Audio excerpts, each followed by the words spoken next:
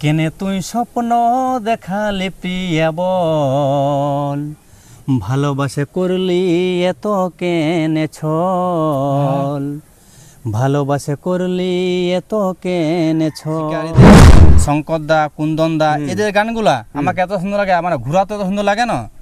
হাতে মেহেদির ফুল গো দেখাচ্ছে সুন্দর, কানে সোনার দুল গো ঝলকে রানী। বিহার দিন চলে আলো, কষ্টে আমার জীবন দায়, হামকে সাথী ছাড়ে যাবি কিছু করে দেও। দিনের দিন সেই শিল্পীর খোঁজ চলছেই আর চলতেই থাকবে। তো আমি বিভিন্ন জায়গায় ঘুরে ঘুরে আপনাদেরকে এই চ্যানেলে দিয়ে থাকছি নতুন নতুন শিল্পীর খোঁজ। এবং আপনারা অনেকেই কমেন্ট করেন যে আমাদের যারা ভাইরাল ব্যক্তি আছে তাদের আপনি সাক্ষাৎকার বা জীবনের কিছু কথা তুলে ধরছেন। তো আমি সেই নতুন নতুন শিল্পীর খোঁজে আমি চলছি। কিছুদিন আগে একটা ভিডিও আপনারা দেখিয়েছিলেন, নতুন শিল্পী, আপনারা ভালোবাসা অনেকেই রেসপন্স দেখাইছিলেন এবং পাবলিকের ভালোবাসা খুবই ভালো আসিছিল।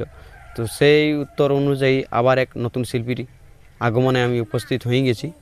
তো বর্তমানে এখন আমি উপস্থিত আছি পুরুলিয়া জেলার হুড়া থানার অন্তর্গত অর্জুনজোড়া গ্রামে। তো আপনারা হয়তো জানেন যে এই গ্রামটার নাম করলাম, তাহলে আপনারা অনেকেই ভাবছেন যে তাহলে এই গ্রামটার একজন ভাইরাল সখী আছে, রবিন রায় বলে একজন শিল্পী জগতে আছে, ছৌ শিল্পীতে উনি শখিন আছে, খুব সুন্দর দূর দূরান্ত আপনারা দেখেছেন। তাহলে ভাবছেন যে তাহলে ওনারাও আসবে, তো অবশ্যই ওনারও সাক্ষাৎকার আসবে। নতুন শিল্পীর কিছু কথা এবং কিছু গান তুলে ধরব, তাই আপনারা চোখে রাখবেন। আরও এরকম নতুন নতুন শিল্পী যদি কোনো দেহাতি গ্রামে উপস্থিত আছে, হয়তো সোশ্যাল মিডিয়ায় উনি নামতে চায়, তো অবশ্যই আমাদের সঙ্গে কন্ট্যাক্ট করবেন। আমরা যথাযথ সম্ভব ওনাদের পাশে দাঁড়াবো এবং ওনার জীবনের কিছু বক্তব্য বা গান কিভাবে লিখছেন সেই গানগুলোকেও আমি হয়তো আপনারা দেখেন নাই সোশ্যাল মিডিয়াতে, তো প্রথম আসছে আমার চ্যানেলের সাক্ষাৎকার।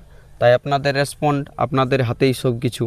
আপনারা ভালোবাসা কীরকম দেখাবেন এবং ইনার কিছু কথা এবং কিছু গান বা গান কিভাবে লিখছে বা এই জগতে আসছে কীভাবে, এগুলা তুলে ধরা আর আমার কর্তব্য বা করণীয়। আমি তাই শুরু করছি সাক্ষাৎ পর্বটা, তাই আপনারা মন দিয়ে দেখবেন। তো যাই হোক, আমার এই চ্যানেলে দাদাকে প্রথমবার আসার জন্য ধন্যবাদ। তো আমি দাদাকে আমার এই চ্যানেলে স্বাগত জানাচ্ছি। নমস্কার। নমস্কার। যাই হোক, একবার আপনি বলুন আপনার নাম এবং ঠিকানাটা। আমার নাম নগেন রজক, আমার বাড়ি অর্জুনজোড়া। আচ্ছা আচ্ছা। থানা হচ্ছে হুড়া। থানা হচ্ছে হুড়া। তো বলুন যে আপনি প্রথমেই কবে থেকে নামিয়েছেন এই জগতে? মানে আমি অ্যাকচুয়ালি গানের জগতে অনেক দিন থেকেই ছিলি। আচ্ছা। তো বিষয়টা হচ্ছে আমি সেরকম একটা কোনো প্ল্যাটফর্ম পাই নাই যে আমি এই যে একটা সোশ্যাল মিডিয়ায় আমি মানে চান্স পাবো কিংবা সুযোগ নেবো। কিন্তু একদিন আমাকে একটা বন্ধু ফোন করেছিল। আমার তো অনেকদিন থেকে ইন্টারেস্ট যে আমি গান করব, কিন্তু আমাকে একজন ফোন দিল, নাম হচ্ছে সচিন। উনি বললো যে এরে বলছে অভিনয় করবি? বলি না, অভিনয় তো আমি এখন করবো না, আমার ইচ্ছা আছে রেকর্ডিং গান করবো। তো বলছে ঠিক আছে আমি দেখছি বলে। তো উনি ফোন করলো, মানে আমাদের একদিকে মামা হয়ে যায়, যে নাম হওয়ার হচ্ছে অনুপ কুমার মাহাতো। আচ্ছা, অনুপ কুমার মানে সেই যে মাহাতো ছেলে যেটা ওই শিকারীদের গানটাই করেছিল। হ্যাঁ, ওটা অনেক ভালোবাসা আছে। হ্যাঁ হ্যাঁ, ওই একটা ও বললো যে ঠিক আছে, বলছে আমি তাহলে ও গানে দেবো, আগে ওর একটা মানে কিছু গান শুনি আগে। তো আমার ইউটিউবে দু একটা গান ছাড়া ছিল, মানে উনি প্রোগ্রামে যে যতগুলো প্রোগ্রাম গান করতে সেগুলো আমি ইউটিউবে আমি রাখিছিলি, সেগুলো ওনাকে দেওয়া হয়েছে। তো ও মানে গানটা ভালো বুঝেছে, বলছে না গান খুব সুন্দর, ভয়েসটা মোটামুটি ঠিকই আছে। তো ও আর কিছু না ভাবে আমাকে ডাইরেক্ট গান দিয়ে দিয়েছে। আচ্ছা। তো সেই গান আমি বাড়িতে গিয়ে লিখে রিহার্সাল করি। আমার যখন নিজে আমি বুঝতে পারলি যে না আমি এটার মধ্যে ফুল কনফিডেন্ট হয়ে গেলি যে আমি গানটা করতে পারবো, আমি ওনাকে ফোন করলাম, বলি মামা এমনি এমনি ব্যাপার, আমার পুরা এটা ইন্টারেস্ট হয়ে গেছে, আমার প্রায় মুখস্থ হয়ে গেছে। তো ঠিক বলছে ঠিক আছে চলো তাহলে একদিন স্টুডিও। তো আমরা স্টুডিও গেলি। আচ্ছা, কোন স্টুডিও? এই মালথোড় সুমন স্টুডিও। হ্যাঁ, তো এখানে রেকর্ডিং হয়ে গেল। রেকর্ডিং হওয়ার পর তারপরে আরেকটা আমি গান লিখলি নিজে। আচ্ছা, ওই প্রথম যে গানটা রেকর্ডিং হয়েছে ওই গানটা কি পাবলিশড হয়ে গেছে ইউটিউবে? না না, এখনো এই রেকর্ডিং হয়েছে, কিন্তু এই মনসা পূজার পরে শুটিং হবে কোটে। আচ্ছা, মানে গানটার রেকর্ডিং হয়ে আছে। হ্যাঁ, মনসা পূজার পরে শুটিং হবে। আচ্ছা আচ্ছা, মনসা পূজার পর শুটিং হবে। তো তারপরে সঙ্গে সঙ্গে আরেকটা গান মানে লিখে নিয়ে আরেকটা রেকর্ডিং করলি, ওটা কিন্তু আমার লেখা ছিল ওইটা। আচ্ছা, আর ওইটা অন্য লোকের লেখা ছিল? ওটা ছিল অন্য একজনের। আচ্ছা আচ্ছা, ওটা ছিল রাহুল, আর এই যে দ্বিতীয় গানটা আছে সেটা আমার লেখা। আচ্ছা, তো এখনও শুটিং হয় নাই, এই তো মামা বলছে পূজাটা পার হোক তারপরে আমরা শুটিং শুরু করব। আচ্ছা আচ্ছা। তো আপনি গান কবে থেকে লিখছেন তাহলে? গান লিখছি বলতে এমনিতে আমি কোনোদিন গান টান লিখি নাই, কিন্তু এই যে এটার পর যখন ঢুকে গেলাম তখন একটা আমার ইন্টারেস্টটা বাড়িয়ে গেল। তো এমনি মনে করে আমি অনেক ভাবনা চিন্তা করলি যে একবার দেখি না আমি 2 লাইন নিজে লিখি, কেমন সুর পাচ্ছি, কেমন গানটা পাচ্ছি। তো যাই হোক, যেরকম আমি গানটা লিখলি তেমনি গানটা সুরও করে নিতে পারলি, কিন্তু গানটা মিলাতে পারলি, প্লাস তোমার স্টুডিও যে তো বলি দেখো না তো একটা গানের মধ্যে পড়ছে, বলছি দারুণ, তোমার এই সুরটাও ঠিক আছে। আচ্ছা আচ্ছা। তো যাই হোক, ওই সুরটা হয়ে গেল, তখন ওখানে গানটা আমি রেকর্ডিং করলি সঙ্গে সঙ্গে। আচ্ছা, 2টা গান রেকর্ডিং আপাতত হয়ে গেছে। তো প্রথম গানটা রেকর্ডিং করেছেন, ওই গানটা কি সেট গান ছিল না রোমান্টিক গান? 2টা সেট গান। তো প্রথম যে গানটা হয়েছে এখন রিলিজ হয়নি, তাও আমি বলবো দর্শকরাকে, কারণ আপনার গলা শুনতে চাই দর্শক, অবশ্যই শুনবে, ওনারা বিচার করবে যে কীরকম আপনার গলার কণ্ঠস্বর আছে, ওনারা মতামত দিবে কি দর্শকগণ সবাই। তো যদি প্রথম যে গানটা হয়েছে সেইটা এক মুখড়া যদি গানটা শোনাতেন খুব ভালো হতো, তাহলে আপনি একটু বলুন। গানটা হলে যে বিহার দিন চলে আলো, কষ্টে আমার জীবন দায়, হামকে সাথী ছাড়ে যাবি, কিছু করে দে উপায়, মদের বোতল ধরে আমি বাঁচে আছি দুনিয়ায়, সুখে শান্তি বিহা করে থাকবিস রে দুনিয়ায়। বাস আপাতত। আচ্ছা, একটু ওটা হচ্ছে তোমার একটা প্রথম আলাপ আছে, তো আলাপটা আমি বলছি না, প্রথম যেটা সেটা বলছি। আচ্ছা আচ্ছা। কেনে তুই স্বপ্ন দেখালে প্রিয়া বল, ভালোবাসে করলি এত কেনে ছল, ভালোবাসে করলি এত কেনে ছল, কেনে তুই স্বপ্ন দেখালি প্রিয়া বল, ভালোবাসে করলি এত কেনে ছল, ভালোবাসে করলি এত কেনে ছল। বাস এটার 2 লাইন। বাহ, খুব সুন্দর গান, দুটোই ভালো লাগিছে। কিন্তু আমি দাদাকে জানবো যে প্রথম গান বাইরাতে আপনি সেট গান লিখছেনও, একটা তো লেখা কমপ্লিট হয়ে গেছে, এমনকি গাইয়েছেন নিজের গলাতে এবং নিজে লিখেছেন, সেট গান লিখছেন কেন? অ্যাকচুয়ালি সেট গান লিখছে এই কারণে যে অনেকেই মানে বলে যে সেট গান একটু বেশি চলে, আর এমনকি 2 রকমের গান আছে। আর যে আমার কাছে স্টকে তোমার 3টে গান আছে এখনো। একটা হলো সেট সং, আর 2টি আছে রোমান্টিক গান। ওই 2টি মানে 2টি গান আমার লিখে, আর একটি গান নিয়েছে আমাকে ওই মামাই। আচ্ছা, ওটা হচ্ছে সেট সং। যে গানলা আপনি করলেন ওই গানগুলো সেট গানলা প্রায় 2টাই সেট গান। হ্যাঁ। তো আপনার জীবনে কি এই ঘটনাটা ঘটেছিল? না না, সেরকম কিছু ঘটনা ঘটানো অবশ্য। আচ্ছা, না বলে হতেও তো পারে সেই কারণে লিখছেন গান? না না না না, অমনি কিছু নয়। আচ্ছা, মানে হয়তো আপনাদের গ্রামের বা সেরকম কোনো বন্ধু বান্ধবীর হয়েছে, সেইভাবেই তো আপনি গানটা করেছেন, লিখেছেন। হ্যাঁ, সেরকম হতে পারে, কিন্তু আমার সেরকম কিছু নয়। আচ্ছা আচ্ছা। তো এইবার বলুন যে আপনি এই গুরুদেবটা আপনার মানে কে, মানে এই যে লাইনে অনেকদিন থেকে নামিয়েছেন, অনেকদিন থেকে, হয়তো সোশ্যাল মিডিয়ায় আপনি নামেন নাই, প্রথমবার, তাহলে আপনার গুরুদেব বা শিক্ষাগুরুটাকে এই জগতে আনিয়েছে কিভাবে? বা অনেক সিঙ্গার আছে, কুন্দনদা আছে, শিকারি দেয়া আছে, তো কিভাবে এই জগৎটায় আসার একটা তো কারণ আছে, যে আমি উনার গান বেশি শুনে আমার মনে একটা প্রতিভা জাগলো, তো সেরকম কিছু কি আছে? অ্যাকচুয়ালি আমি যদি বলি যে আমি কি বলবো, যে আমি কিন্তু কারো কাছে মানে শিখতে যাইনি। এবার যদি বলো কেন, আমি আমার অভিজ্ঞতা আছে তোমার ক্লাস 8-9 থেকে পুরা গুনগুন করতে। তো এইখান থেকে অনেক ছেলে বলতো এ রে নগেন, তোর কিন্তু অনেক সুর ভালো আছে, তুই গান টান কর। তো আমি অত ধ্যান দিইনি, তখন সেই 9-10 বলতে একটু পড়ার চাপে ছিল, তখন গান টান আমি অত ধ্যান দিতিনি, বলি না এটা যা আছি তাই আছি। কিন্তু যখন এই যে 10 পাস করে 11-12 হয়ে গেলি, তখন মানে বই ভাঙাতে পারলি, মানে 2-একটা স্টেজে গান টান করলি, তারপরে যখন কলেজে চলে গেলি, কলেজে বড় বড় প্রোগ্রামে মানে তোমার যেমন নবীন বরণ এই পরপর 3 বছর পেয়েছিলি এমনি কলেজে গান করতে, ওইখান থেকে আমাদের ভয় কিন্তু অনেকটা আমার ভেঙে গেল। তো সেইখান থেকে আমি মিউজিক নিয়ে গান করতে প্রতিটা ইয়ার যে যথাযথ এই নগেন আজকে প্রোগ্রামে চলে যাবি গান করবি বলি ঠিক আছে, আমার ওদিকে থেকে আমার বেশি ইন্টারেস্ট যে গান করবো আমি ওখানে। আর সেটা আর গান করতে খালি করতে না, মিউজিক নিয়ে থাকতো আমার শুধু যাকে বলে গান থাকতো। হ্যাঁ অর্গান মিউজিক না অমনি না, শুধু ক্যারিওকেটা।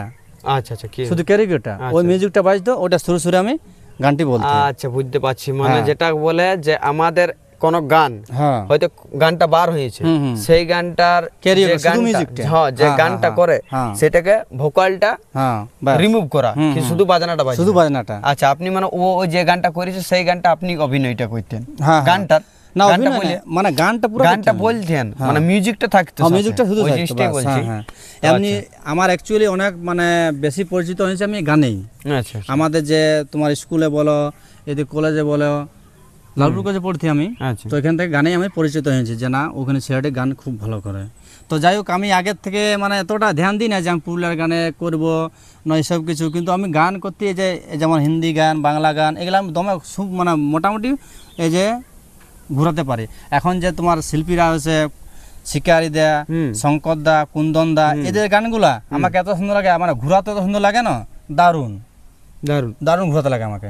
যেমন ওখানে আমি একটা করেছিলি, আচ্ছা নবীন হ্যাঁ না জয়চণ্ডীতে কুন্দন দারে গান করেছিলি, হ্যাঁ করেছিলি আমি। কুন্দন দা গান করে বার হলো সঙ্গে করলি, আর কুন্দন দা যে গানটা করলে আমি সে গানটাই করেছি। কি গানটা করেছিলি? ওই যে গানটা কি বলবো? হ্যাঁ একবার। হাতে মেহেদির ফুল গো দেখাছে সুন্দর, কানে সোনার দুল গো ঝলকে রানী তোর, লেনো রে তুই চাড় কর কুলহি মুড়ায় আছে বর, লেনো রে তুই চাড় কর কুলহি মুড়ায় আছে বর, ভাঙে যাবে তোর বিহা ঘর রে, দেখে আলি অশুভ খবর। এই গানটি বলেছিলাম। আচ্ছা যখন ওই কে এখানে কজন ছিল? তুমিও ছিল এখানে? আমিও ছিল। তুমিও ছিল, ভিডিওতে আছে যে তুমিও ছিল এখানে। ওইখানটায় অনেক লোকই প্রশংসা করতেছিল। আমিও শুনতে পাচ্ছি ভিডিওটা, শুনতে পাচ্ছি, মানে আমাকে ওখানে অনেকেই দেখলি তো মিটআপটা যে গানটা কিন্তু খুব সুন্দর গলা আছে, অনেক লোকই বলতেছিল। তো আর আমি জানি না যে আপনি মানে গানটা না, আর ওটা আমিও প্রমাণ পেয়েছি যে ভিডিওটা একটা রেকর্ডিং উঠে গেছে এরকম যে মানে ওই দাদার নাম গলাটা খুব সুন্দর, মানে কুন্দনদার নাম করেছিল, বলছে কুন্দনদা বলছে আবার চলে এলো নাকি, এখন আছে ভিডিও, যদি বলেন তো দেখান। না আমি ওইটা শুনেছি সত্যি।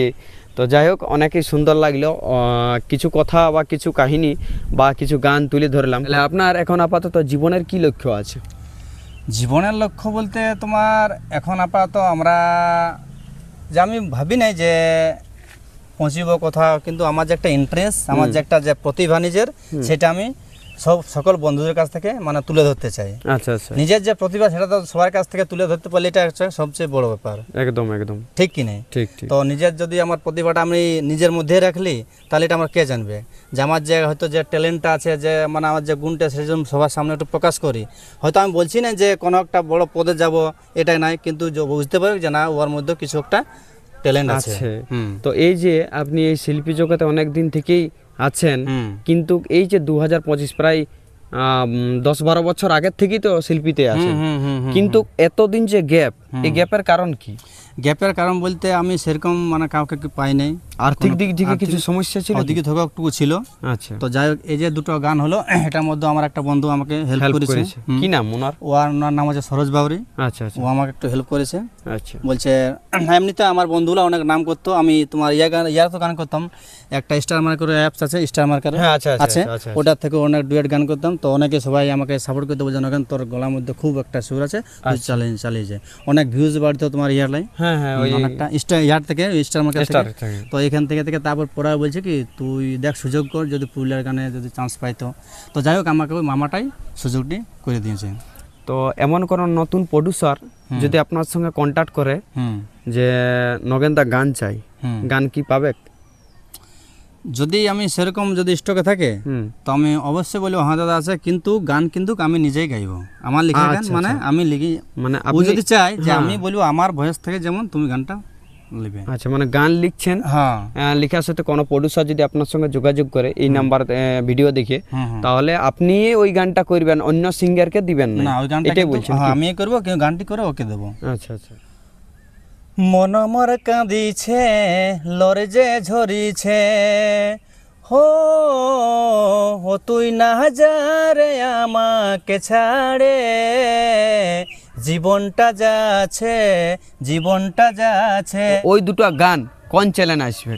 ওটা হচ্ছে গিয়ে অনুষ্কা অনন্যা অফিসিয়াল। অফিসিয়াল, হ্যাঁ। আচ্ছা, অনুষ্কা অনন্যা অফিসিয়াল চ্যানেলে আপনারা দেখতে পাবেন।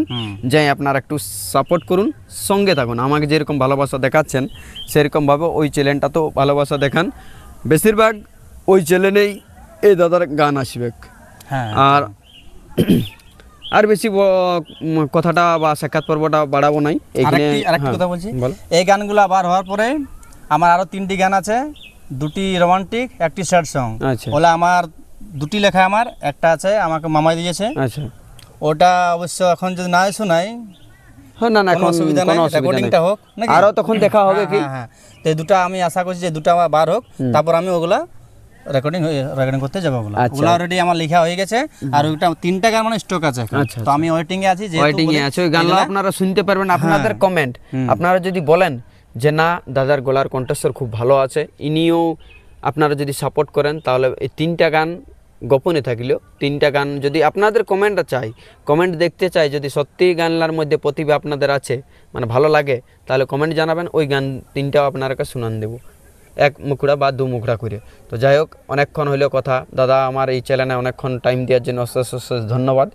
সাক্ষাৎ পর্বটা আর বেশি লম্বা করবো না, সাক্ষাৎ পর্বটা এখানে আমি সমাপ্ত করছি। ভালো লাগলে লাইক, কমেন্ট, শেয়ার আর সাবস্ক্রাইব করতে ভুলবেন নাই। ধন্যবাদ সকলকে। একটুকু পাশে থাকবেন দাদারা। আচ্ছা, থ্যাংক ইউ।